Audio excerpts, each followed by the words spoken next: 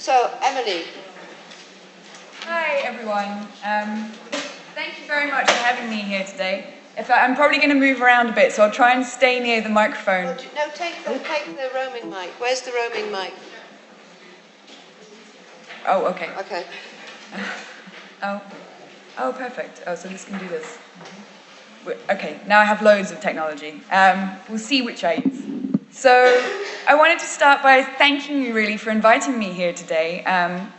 It's a real privilege for me to be here with you all, and I'll try and talk today about how we can try and understand access and equity, specifically in the field of informal science education. And so I'm not talking only about universities and higher education here. I should say I'm talking about informal science education as this kind of messy field of stuff that happens in science centers, science museums, the growing field of science festivals, maybe also children's universities, other kinds of university outreach, but also after school clubs that we see connected to different kinds of schools, and other science communication type practices. So I'll try and stick to the term informal science education, but we'll see where it goes. So what I want to argue today is that it's crucial that we must place equity at the very heart of what we do when we develop informal science learning practices. And hopefully this is an audience that's self-selected to be here for this kind of talk, so maybe I don't have to convince you as much as I sometimes have to convince other people. So first I wanted to start with a story from really early on in my career. So back when I worked in science museums and science communication, I'd started to get frustrated by seeing the same kinds of people again and again in the kinds of projects that I was working on.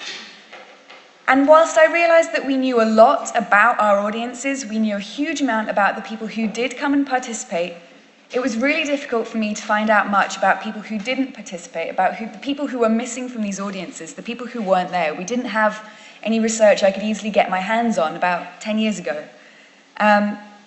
So about 8 years ago, I started to write up a PhD application. And in the UK, just in case you don't know, you can write up PhD applications to do your own project, as well as working on the bigger, already funded projects. So I started to develop this project that would look specifically at social exclusion in science communication and informal science learning. And while I was waiting to find out if I had the PhD funding, I had what at the time seemed a very bizarre conversation with a colleague of mine that I later came to realize would be a conversation I would have over and over again. So I should start by saying I really respected this colleague of mine. She was very established in the field of informal science learning and science communication research, and she'd been doing this research for a lot longer than I had. And what she asked me at the time was, why did I want to do this research? And that's not an unreasonable question to ask a PhD student, because if any of you have done PhD studies, it's sort of framed as a period of suffering in your life. It's a tough thing. So people ask, why are you going to do this? Really, what do you want to do? But she was actually more specific. She asked me, why, as a white middle-class woman with a science undergraduate degree, which was the same background as hers, why was I interested in inclusion in science communication? And to be more precise, her actual words, because they've haunted me, were, "You're not from an ethnic minority, why do you care?" So, this conversation really threw me, and it really stayed with me, because I had this conversation over and over again over the following years, and I know at least 2 of my close colleagues have had this conversation as well. And I've got to be honest, at the time my response was along the lines of, well, why wouldn't I care? And I hope over the last 8 years I've developed a more fully rounded response to that question. But the short version is that I do think equity is the most pressing concern facing education, and science engagement and communication that we face today. So, what am I going to do for the remaining, 20 minutes? And hopefully Trish is timing me like mad. So I'm going to start by talking about what we already know about social exclusion from science communication and informal science learning. And that's really describing the large data sets that we know about who does what and perhaps who isn't then participating. And I want to also talk through the detail of practice, drawing on some of the research that I've been involved with on my own and with a team of colleagues. And then in the last part of the talk, I want to try and outline a framework for inclusion that could be applied to informal science learning that we've been working on in some of our projects. So hopefully that will make sense. So this idea then I want to start with is an idea of partial publics. We talk very much about public engagement with science coming out of universities. We talk about informal science learning being embedded in public museums, public science centres, public science festivals. But really what we see is that we draw a very partial public towards these kinds of offers. So in terms of where do people get science information from, we have a repeated survey in the UK called the Public Attitudes to Science Survey, which is horribly useful for trying to pick out broad patterns about what's happening, but not so good at the specifics. So we know in the UK that the traditional media still really dominate the field for where people get scientific information from. So TV and newspaper print and radio, they're still really where people get a lot of their information about science from. The second key context for encounters with science in the UK, although it doesn't come up in these kinds of surveys because it's age-specific, is school. So school still represents a huge context that influences people for the rest of their lives about how they feel about science, the kinds of science they feel comfortable with, and whether they feel like science is for them or not. In terms of informal science learning and informal science education, we know in the UK that non-visitors really make up the bigger proportion of who's using these resources. And this data comes from the UK equivalent of the EUCU.NET network, the Association of Science and Discovery Centres. And their data suggests that of science, people are still visiting science museums, slightly more than science centres, but this is still a partial public. And so if we then look to the detail of what people are doing, the people that do use these resources, a lot of them are using botanic sites or nature reserves, which is kind of bumped up to this 40% at the far side. Zoos and aquaria are still hugely popular in informal science learning environments. Then we have museums in the middle, which I haven't got the perfect icon for yet, so you'll have to bear with me. Then there's this slightly lesser number using science centres, and then a potentially growing, though still small, field of science festivals. So the argument that I've heard a lot when I've travelled around to conferences is that we have a growing field of informal science learning environments that represent a potentially powerful science learning resource that could disrupt the reproduction of disadvantage. What we don't have so clearly are the data on who participates in this, and I would suggest that while the kinds of public offers that we produce may have diversified, the people who are using them have not particularly. So in terms of asking then the question, who uses these kinds of resources, we really see time and time again from different data sets, and I'm drawing here on the UK data, but it's echoed in Europe and also in North America, that we know that people are richer, people are whiter, and women participate slightly more than men in a way that maps onto what we know about mothers' roles in families, and often mothers as the gatekeepers to kind of recreational learning activities. So for me, what this means is that patterns of participation are exclusive, that this to me points to a problem, and more specifically that exclusion from science learning, communication and engagement is hierarchical because it's patterned by social disadvantage, and it's intersectional because these kinds of disadvantages overlap. So people in multiple positions of disadvantage have specific and different problems. So then in terms of thinking about research and practice, who users are and who users are not does matter. And we need to think carefully then about how social disadvantages map onto informal science learning and how they overlap. So, what do we know then about practice? These big data sets, they're amazing, they're useful, but they're not very specific, and they don't necessarily help us think about the individual kinds of contexts that we inhabit in our work and what we actually do. Part of the research I've done involves looking in detail at what happens in practice when people who would not usually take part in informal science learning activities do. Part of these projects I've worked with grassroots community groups where participants' backgrounds have overlapped, coming from minority ethnic backgrounds with living in poverty, as well as working in a more recent project run through King's College London, working through disadvantaged urban schools across the UK. The kinds of issues we've found in these projects suggest that exclusion is embedded in the very fabric of science communication practices, which contradicts some of what we heard earlier from the guy from the University of Vienna who was suggesting that once students got to university, they were treated in the same way. Our research would suggest that when participants get into science centres or science museums, they in fact have very different experiences in ways that map onto their exclusion and reproduce the conditions for not participating again in future. So I want to give you a few examples from the different projects to show you what I mean.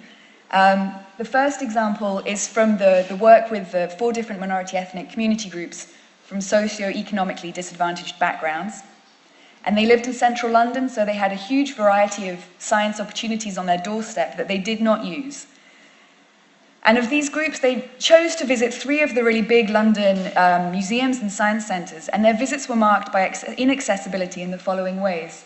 So there were literal costs to their visit in the same way as there are literal costs to going to university. Although the visits were all free, they didn't realise that going to these institutions were free. They assumed there would be huge entry costs. And when there weren't, they were still shocked by the huge costs involved in food in the shops, in being unable to buy presents for their children in the museum shops because the bouncing ball is hugely expensive. The cost of getting there on transport for these groups was prohibitive. And also you can't see, because I blurred it for attempts to keep a bit of an anonymity, but they were shocked and remarked on these donation boxes that were scattered through the big museums, because although it seemed very expensive to them to go there, the institutions were obviously very rich. They were these huge high-status institutions, and they regularly encountered boxes filled with cash, which to them seemed quite peculiar. There were also opportunity costs associated with going. Some of the participants in this research project worked very exploitative jobs, so they were working back-to-back shifts, and if they missed a shift, their shift wasn't necessarily there the next day. They didn't have secure employment. So taking a whole day to go and do this kind of activity, or to go after school with your kids, or to take time off in the holidays, was a really expensive thing to do. And I think the thing that's important to realize here is the notion of free time or leisure time is heavily classed in ways that we might perhaps forget about when we become used to it. They found the institutions inaccessible in terms of language. Because they were from minority ethnic backgrounds, they often really spoke minority ethnic languages, and the UK is very English dominant. So this meant that although they could speak to each other in English or speak to me in English, they often weren't fluent readers of English, which stopped them being able to use computer interactives, certain exhibits, and in some cases whole institutions became confusing because they couldn't follow maps and directions, or facilitated workshops really were happening literally in a foreign language. Which meant the science learning opportunities they encountered in these visits didn't work for them. They couldn't access them. They couldn't gain any of those learning outcomes. They were frequently told off by security guards, which was kind of a horrifying thing, because I was obviously doing this as an ethnographic study, so I was there all the time. They were asked to leave cafes early, often asked to leave first, often asked to not touch things when in fact they could touch things. And this was obviously not only kind of offensive, but enormously off-putting. The location and transport, the places that these institutions are located in, although still in central London, were a long way away from the boroughs of central London that they lived in. And getting there took a long time and was seen as a very alien, very other people place to go to. And they were not represented in exhibits. So the content from their homes, stories from their cultures, pictures of people who looked like them were not represented. But also, as they pointed out in follow-up interviews, they didn't see other people like them there in the visitor profiles or in the staff. So again, this is contributing to a sense of feeling othered by these experiences. They really felt they did not belong, this was not for them. So this is Flor from the Latin American community group. She was about 21 when we did these studies, and in the background with her hand up is her mum, Maria, and they're from the Latin American community group who worked with me. And I want to show you an extract from Flor talking to her sister, Sophia, after the visits. And I'll talk it through to voice it so that you don't have to read it all. And they're talking about who does and doesn't go to these kinds of institutions. And Sophia, who's older than Flor by a couple of years, says, well, I think people with higher incomes are more likely to go. And Flor says, well, what do you mean? And Sophia says, well, because having a trip out for the day costs a lot more money than you kind of think. Even if it's, say, like initially free to get in, you're talking travel, food costs, going into the gift shop, all of that. So as well, I think people who've got higher incomes, it's not really an issue. Whereas for other people, oh, well, there's however many of us, that's going to add up.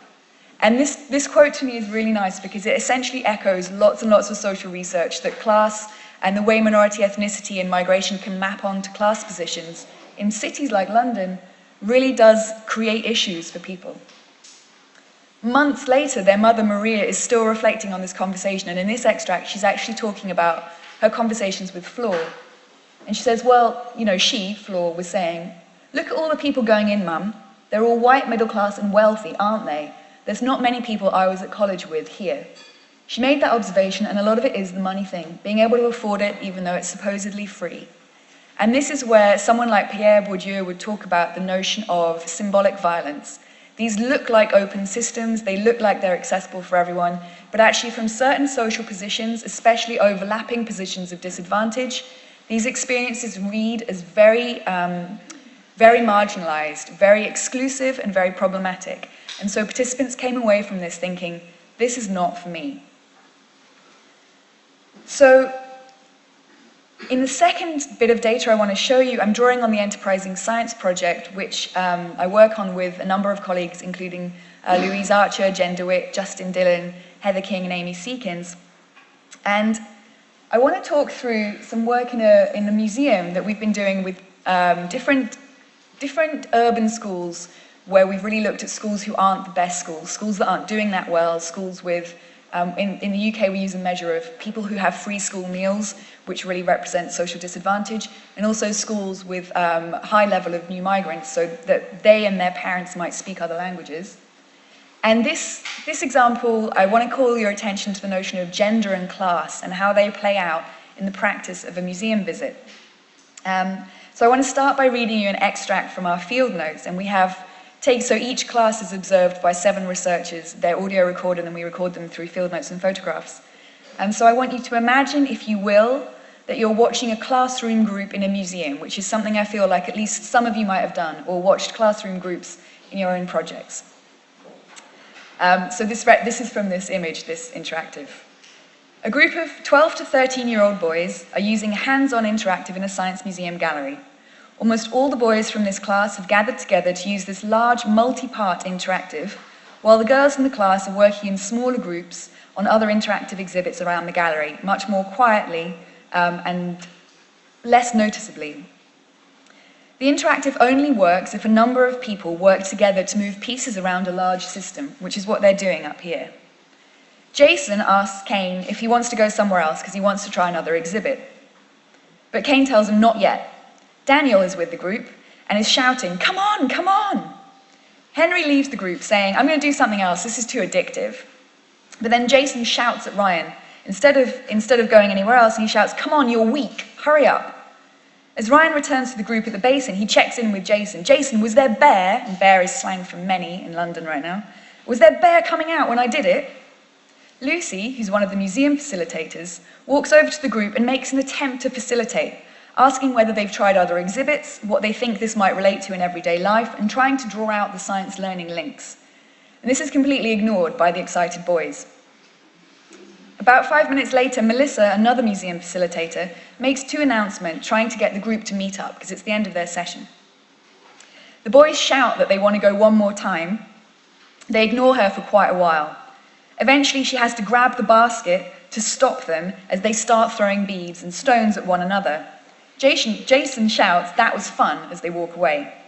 As they meet with the rest of the group, Jason and Sam throw beads at Rachel, who, along with her friend Grace, have been watching the boys on the large interactive, but never joined in.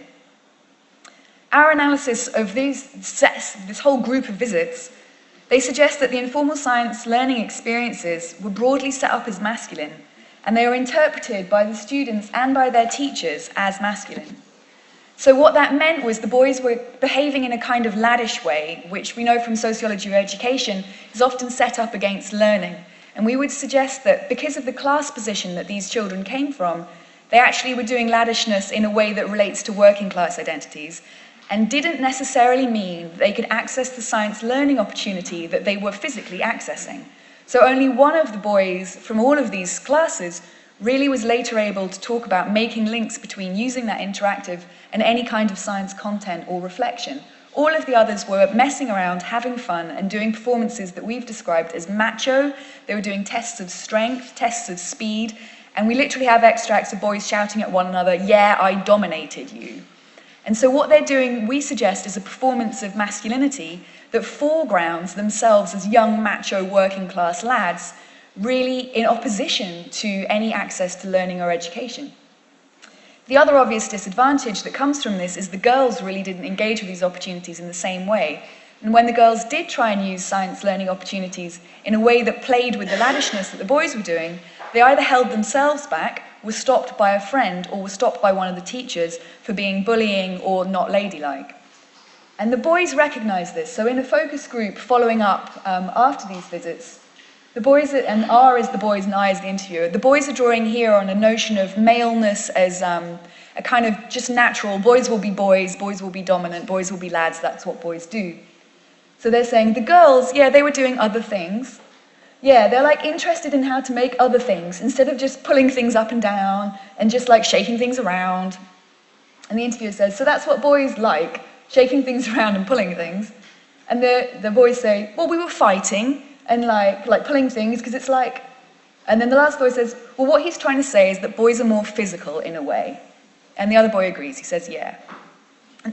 So we would suggest this is really problematic data. So we've got these kids into the institution. They're the kinds of kids that wouldn't go into these institutions normally, and they're encountering practice in a way that's problematic, not just for the boys, where the masculine way the museum is set up makes them feel at home, but doesn't necessarily equate to accessing science learning, and is extremely problematic for the girls who find the whole thing kind of, again, not for me. This is not for me, this is difficult to do, this is not for us. So overall, therefore, what I wanted to try and pick out from these projects is that the different ways we've looked at practice start to unpick how structural issues, so these big bubbles of gender, race, ethnicity, age, class, and many more, affect science learning experiences in practice, and to show how these structural issues might overlap in ways that are quite complex and sometimes hard to understand at the first moment. Which is another way of saying we really have a lot to pay attention to in terms of how we might think about developing more inclusive informal science learning experiences. So, this is the last part. This is the attempt at a framework, because a lot of the research, when you research exclusion a lot, it becomes sometimes overwhelmingly negative. And so it's quite nice to have projects where you can explicitly turn that on its head and try and sort of develop a framework for what inclusion might look like in these contexts. So the kinds of things I've tried to look at then are these structural issues in relation to practice. And then I've been working very much with these ideas of aspects of the philosophy of social justice, where we're drawing on where power might be in a system and what the different issues involved in recognition, redistribution, and representation might mean for informal science learning practice. So the best diagram I could come up with for this framework at the moment, and you'll have to forgive me, is another huge Venn diagram. But it shows what are, for me, the principal thinking tools that might be useful for doing this kind of work. So they include infrastructure access, ideas about literacies and what kind of literacies you might need to be able to use these environments effectively to develop the science learning outcomes, to accrue the benefits that might translate to social mobility, and community acceptance, and what community acceptance might mean in these contexts. And I should say this three-part framework comes from some work done by Porter and Grable on community access to computers in the 1990s in America, which I found incredibly useful. So I'll go through them one by one. So infrastructure access was really seen as the underlying kind of most important element of what might be involved in inclusion. And it comes to the idea of redistribution. So can you get more people, that first part of the presentation where we saw who was and wasn't participating, can we get more of the people who aren't currently able to participate to be able to access this infrastructure? So this is about recognizing that informal science education is only partially public and working towards redistributing those practices. But it might also entail a degree of change to practice in order to become more inclusive, because as the detail of practice research shows, that we can get people in the door, but that might not be enough. Being physically included doesn't necessarily mean you're conceptually included. So these are two different elements then of infrastructure access, that we need to open up the doors, but we also need to change what's inside the doors to make it work better for more different kinds of people. And the conceptual access I'll talk more about in the literacy section. Another crucial underlying aspect of infrastructure access then comes down to power sharing and what that might look like. So this is another issue of redistribution and recognition, in that to make these changes in institutions, it might be necessary to share power more than perhaps we currently do. In terms of literacies, this comes down to the idea of how do we help people conceptually access these kinds of institutions when they are in the door? How can we make, for example, some of these interactives more gender neutral or more inclusive in terms of representing different languages or different kinds of people? So the first thing to say there is that it's important to recognize that there are multiple kinds of literacies involved in using informal science learning opportunities. So you might need to know a certain amount of science content when you go in the door, and that we need to maybe help people a little bit more than we currently do with holding their hands for that science content. You also might need to know how to use an interactive or an exhibit, or how to use a museum, what times of day to go to them, where they are, whether or not they're free. And that's the kind of background resource that links to Michael's talk about how families with perhaps more middle class and upper class backgrounds do these activities really without thinking about them. But for other kinds of families, this is totally alien. This is undiscovered territory, and they don't have this background literacy. We might also talk about fundamental literacies. So, for example, in the minority ethnic participants who couldn't read English, there's a fundamental literacy issue there that those institutions weren't supporting because they didn't provide translation. So unlike today, where we have these amazing people translating for us, none of that was available in these kinds of institutions. And also we need to recognize power, and this is really drawing on the idea of critical pedagogy, because there are certain ways, certain practices, certain kinds of information, certain ways of communicating that get privileged in societies because of who dominates those society. And perhaps that's something we need to make explicit and think a little more about. And so one of the things that really seemed clear to me in this idea of literacies was that it's important to make the rules of the game clear. A lot of our students in the second project and the different community groups in the first project, they didn't know what to do when they were inside science museums and science centers. It was completely confusing. They didn't know the rules of the game. But to me, the second part that's really crucial to add on to that is that we might want to think about how to open up the rules of the game. So it's not perhaps enough to make the rules of our game clear for other people, but perhaps we need to open up and renegotiate what those rules are and make them inclusive of more diverse practices, other ways of communicating, and other kinds of knowledge. And this is coming back to the ideas of recognition, respect for difference, and how that might lead to redistribution. The final part of this framework, the last thinking tool, is this idea of community acceptance. And very much within the literature, community acceptance has come to mean acceptance from those already inside the community of practice, typically practitioners and existing users, to accept any newcomers, to be welcoming, to be explicitly welcoming, and to help them feel at home. Which is obviously important and would relate really to the first two parts of those thinking tools framework. But I think it's also important that we think about what that might mean, that it might involve critically reflecting on practice and trying to develop a sense perhaps of cultural humility, where we think really carefully through what the needs of a more diverse public might be, and develop different ways of thinking about our visitors and broadening our horizons of who might be involved in coming to our work. Again, we're talking about power sharing, and I think one of the key things that I'm sure a lot of you know already is that co-developing practices by working with people who are different to you can be really valuable in this respect. The other thing that's really important to point out, and this is really about shifts in what Michael referred to earlier as Bourdieu's habitus, is that for these kinds of changes to take place, if we accept exclusion is embedded in these systems, we need to not only change the community of user participants, but we maybe need to change the people who don't already come. And the people who don't come and people who are excluded perhaps need to change those perspectives so that they feel included. And obviously that hinges then on changes in practice, that if you don't feel included when you go to these institutions, actually it's going to be impossible to change your attitude towards them. But it is theoretically possible to have, I think, an experience that could be welcoming, that could be inclusive, that could change your mind, that might mean you go home and the next time you go and do your community dancing project, perhaps you tell your best friend that actually you had a good visit and it was worthwhile. So I want to end with a quote from Iris Young, who is one of my favorite feminist philosophers, and it's about oppression, so it's pretty full on. I want to forewarn you of it. And I'll read this out as well. And she says, oppression also refers to systematic constraints on groups that are not necessarily the results of the intentions of a tyrant. Oppression in this sense is structural, rather than the result of a few people's choices or policies. Its causes are embedded in unquestioned norms, habits and symbols, in the assumptions underlying institutional rules and the collective consequences of following those rules. In this sense, the work I've tried to present this morning is an attempt to provide us with a few new ways to see our current norms and practices and the assumptions we might work with, and to revisit what we might be able to do by looking at them from a different perspective, not least when we try and place equity and social justice at the heart of science education, communication, and inclusion practices.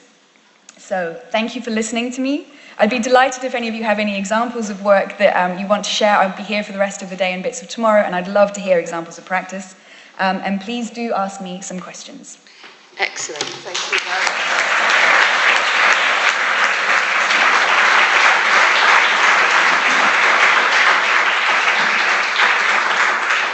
I'm just getting my aha album out. Looking at the rules of the game, it's like, Michael, you talked about the problem with universities. It's actually full of the successes of universities. They know the rules of the game. Thank you so much, Emily. You pulled out the practical. Those little boys, they were And they're lovely little boys. They were wonderful little boys. We know them. We work with them. But it's a very different set of rules of the game. So that final quote about the understanding that you even operate within the rules of the game. Okay, questions, comments, thoughts? Maria, nice, short, sharp questions. No pressure. No pressure. There's a microphone. Good morning. My name is Maria Cordau. I'm coming from the European Commission, and I have been working for the last 2 years in the field of science education and informal science education and learning. I would like to thank you very much for a very interesting and intriguing presentation. It was really enlightening for me from different aspects. And I would like to ask you a question which has raised. As you probably know, the European Commission, through the 7th Framework Programme, has given a considerable amount of money in the field of inquiry-based science education, with a particular emphasis on the broadening up towards informal science education, informal learning, and the integration and inclusive approaches through science museums, centers, and to a lesser extent, non-formal education. What you presented has to do with a very critical issue of social inclusion in the practices of these informal settings.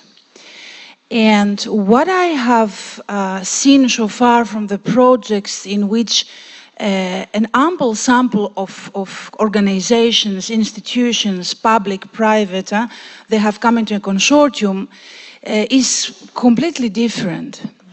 In a way that the practitioners, the facilitators, in different settings, and the involvement of the children, students, through the school system has reassured ethics and has reassured also behavioral aspects of respect. Do you think that more research should be done in this field, in particular regarding the criteria of selection of these centers, science museums, and the growing network in this field, especially regard to science education and informal learning? Thank you very much. Thank you. So, first of all, as you will have realized from Michael's talk this morning, I am a researcher, and so I am massively greedy for research and would always say yes to more research. But that's a sort of academic cliche. I think what I am still taken aback by is how little research there is, and how hard it is to find. And so a lot of the time when I'm doing, for example, literature reviews, I'm really scanning international research and having to draw quite widely on different kinds of projects to get the kinds of information I need to, for example, structure this more recent science museum program. In terms of selecting science centres and science museums for these kinds of programs, I think it's really hard. We were in a meeting yesterday with the Austrian Science Centre Network, and one of the questions someone asked was, what if you've got a favourite museum or a best practice science centre? And I think it's really hard because I think this, coming back to the Iris Young quote, the norms and assumptions, they're sort of everywhere, and it is about dominant patterns in our societies, which are dominant for a reason, that we kind of all on some level are subconsciously or consciously signing up to them. So it'd be difficult, I think, to try and select out museums that were perhaps better or worse. I think there's elements of good practice and bad practice everywhere, really. And I suppose the issue that I've become relatively fixated on is how we might change practice, what kinds of changes might be more or less useful in order to essentially change whole institutions or look at a sort of social inclusion shift across the field of work, and what kinds of projects might catalyse that shift. And I don't have the answer before someone asks me that. Questions? Down at the front, please. Oh, sorry. First question, second question. I just have a question. What really startled me was when you talked about this museum visit with the boys and the girls and the difference on how they acted upon this. And I'm wondering, what would you suggest, like, for example, in classrooms when you can't separate girls from boys in classes, but how do you empower girls, for example, in science classrooms, to be more open-minded and to be more hands-on, whereas, I mean, apart from changing gender stereotypes and cliches and expectations on that, what could be a way to get them more interactive and more engaged? Thank you. Cool, thank you. I think it's one of those problems that's really well known in science education in schools and universities, this kind of the gender shifts. And there's not all that much on it in science museums and science centres, but there's some work coming out of the Exploratorium right now, and someone called Toni Danku did her PhD and now a follow-up project on gendered patterns in exhibition and exhibit use, and what you might do to change that. And what she's found, although I don't know if this would apply directly back to science classrooms, is she has been working to develop, as I understand it, exhibits with groups of girls to try and make them more female-friendly. And the first round of findings suggests that when those exhibits were tested, so the female-friendly exhibits were tested with mixed groups of boys and girls, that actually those exhibits were found to work better for not only the girls but the boys as well, which would suggest a really nice universal design argument that actually making exhibits more gender neutral, similarly perhaps more class neutral or potentially more kind of neutral in terms of race ethnicity, might be more inclusive for everyone, might work better for everyone. There's a lot of research in the UK, because we're really into segregation, of how you split girls and boys apart when you teach them science. And the Institute of Physics, more recent research suggests that girls who study physics in girls-only schools go on to study physics after school in much greater numbers. But for some underlying basic social justice principles, I'm not sure I want to see boys and girls always separated. So I think the kinds of things we've come back to in enterprising science are perhaps about how to dial down the overtly masculine nature of science, the representation of the great white men of science, so Newton and Faraday and all these guys, and to try and make it perhaps a little bit more gender neutral with the hopes of encouraging girls to take part as much as boys. And what we thought was particularly interesting with the example I showed you was obviously in science centres there's been this emphasis on hands-on learning and fun, and that the way those kinds of exhibits, fun, seem to be interpreted by the students as male and laddishness. Next year, one of the groups will be all-female, and what will be interesting is to see if in an all-female group, the girls behave differently because there aren't boys to kind of behave against, as it were. So, yeah, I don't have a clear answer. So... Right, okay, two questions. I'd like one question, then a second question. Emily, Matteo, let me see. Okay, we'll have three quick questions.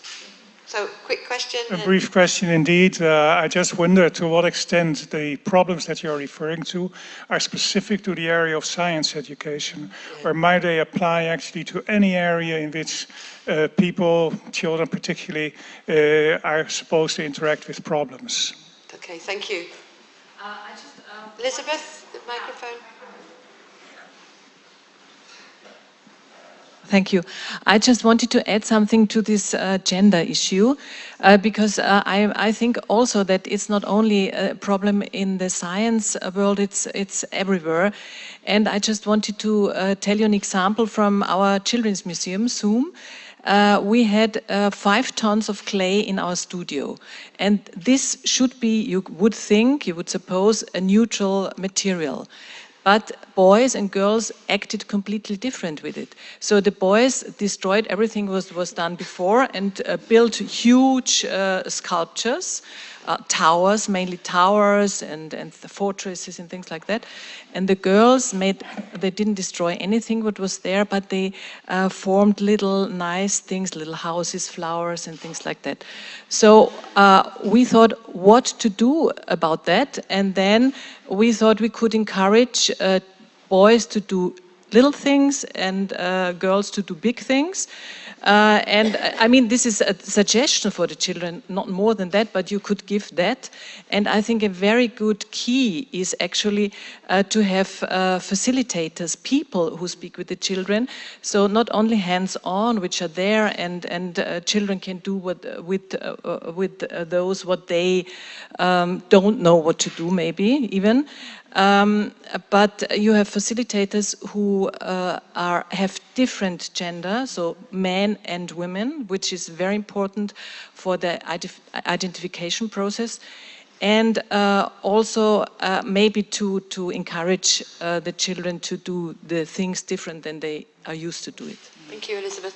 Could you pass it back and then we'll pop round to Matteo?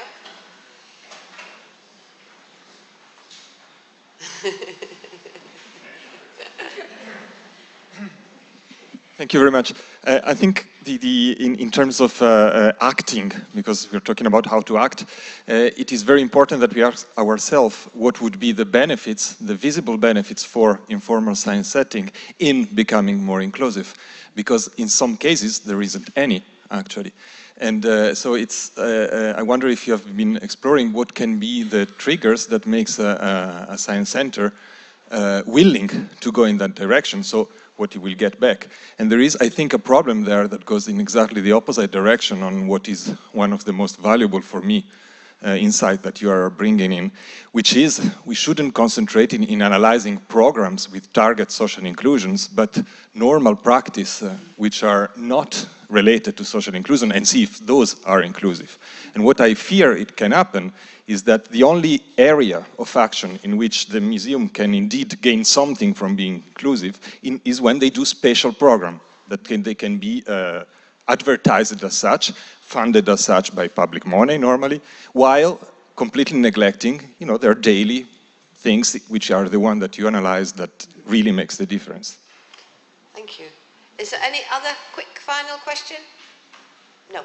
Okay. Emily, thank you very much. So from my list, then, I think, in a way, the lady who asked the question after you answered your question, and I would agree that this, I don't think, is specific to science or informal science learning. I think it's not specific to museums or science centres. We see the same patterns in schools, universities, the labour market, but also arts practices. There is a lot of work around where the science itself has some specific issues. And so people like, I don't know if everyone's familiar with Sandra Harding, but her work is around how science in particular, in a way that's different to some other subjects, is marked by patterns of class, ethnicity, and gender in ways that are quite specific. So maybe science has it a little worse, maybe, but I think these patterns definitely are, they're broad. And if you think about them in terms of being patterns that reflect socially dominant positions, then I think we can really see them everywhere. We can see them in the kinds of supermarkets people use, the kinds of clothes people wear, and the kinds of leisure activities, as well as the specific things from my research, which is totally depressing, obviously. Thank you for your example. It's a lovely one. And I agree, we've tried to use different ways of working with gender, and I think next year we'll do some more experiments, because this year we were really shocked at how significant that theme was in the analysis, because we didn't set out necessarily to only look at it. It just was the most kind of stunning part of the data when we looked at it. On to, Matteo, that I agree, it's kind of tough.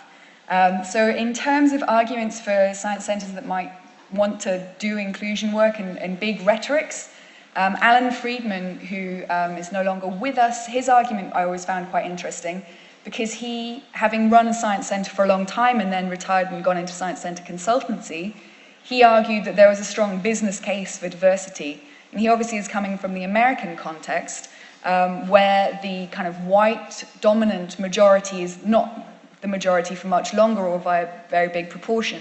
So his argument was, if we don't diversify our publics, really we will go out of business. This is something that it's not a social justice argument, it's about numbers, it's about funding, it's about long-term viability of informal science learning institutions. I think that's quite a nice argument. I'm happy to stick with social justice myself. Another really interesting argument that I've read recently is from Medin and Bang, who have a new book out about why diversifying science education is important, not just for social justice, for changing patterns of education and political participation, but also for improving science. So their argument is similar to that of someone called Helen Longino, who I fully recommend you all read if you haven't already.